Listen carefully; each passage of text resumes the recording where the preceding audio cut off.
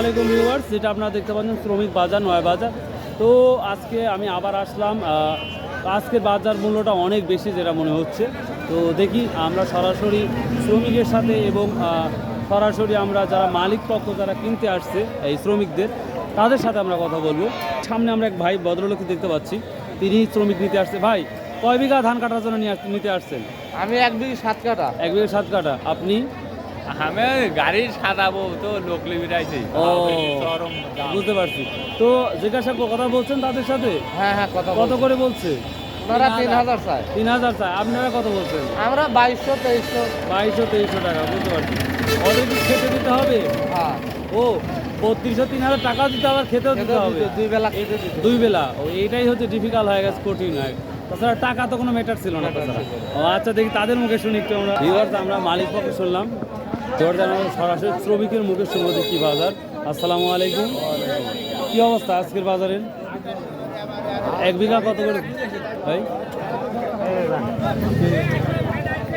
1 বিঘা কত করে চাচ্ছেন চুক্তি ধান কাটা? 3000 টাকা।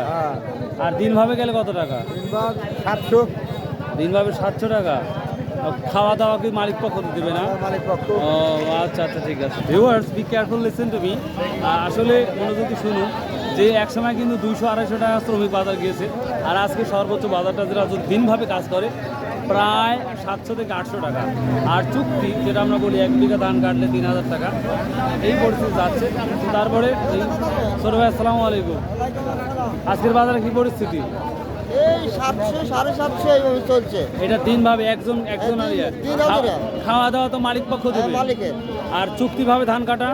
3000 টাকা 2800 টাকা। 3000। আপনার কত বলছে? খালি কাটা, খালি কেটে রাখবেন, কেটে চলে আসবেন। হ্যাঁ। আচ্ছা, আজকে কত বলছে আপনার? আজকে 700 বলছে। 700 বলছে। আর চুক্তি বলে নাই কেউ? চুক্তি বলছে 2800 2700 বলছে। 2700-2800।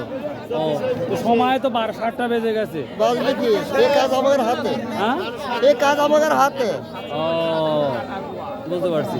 তাহলে দেখেন, যদি দ্রুত হয় দই ভালো। যাবো। ও আচ্ছা আচ্ছা, অনেক আমি কৃষকের সাথে কথা বলতেছি, তারা ভালো রেসপন্স বলছে যে ভালোই দাম। তো আরও মানুষ ছিল, কমে গেছে, দেখি আরও কিছু হয় নাকি দেখি।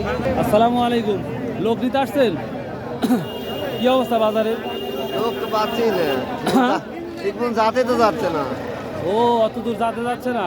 ভাড়া তো আপনার দেবেন না? ভাড়া দেওয়ার সময় না দিনু, কিন্তু সেরকম ধান 4 বিঘি ভূমি কাটবো তো পাওয়ারই পাচ্ছে না। তা আপনার তো সকালে আসা উচিত ছিল। 4 বিঘা আজকালের কথা। চুক্তি দিয়ে দেন।